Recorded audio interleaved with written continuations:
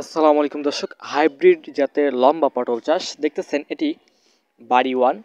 দর্শক, আপনারা অনেকেই অনেক ফসল চাষ করেন। আপনাদেরকে বলতেছি যে আপনারা যদি হাইব্রিড জাতের বাড়ি ওয়ান লম্বা জাতের পটল যদি চাষ করেন, তাহলে এটি সর্বোচ্চ ফলনশীল একটি জাত। প্রতি সপ্তাহে 1 বিঘা বা 33 শতাংশ জমি যদি চাষ করেন, 15 থেকে 16 মণ প্রত্যেক সপ্তাহে আপনারা পটল কিন্তু হারভেস্ট করতে পারবেন। দেখতেছেন ডগায় ডগায় পটল বা ফুল জালি কিভাবে আসছে, আপনারা দেখেন কি পরিমাণে কুড়ি আসে। তো এটি পরাগায়ন করতে হয় না।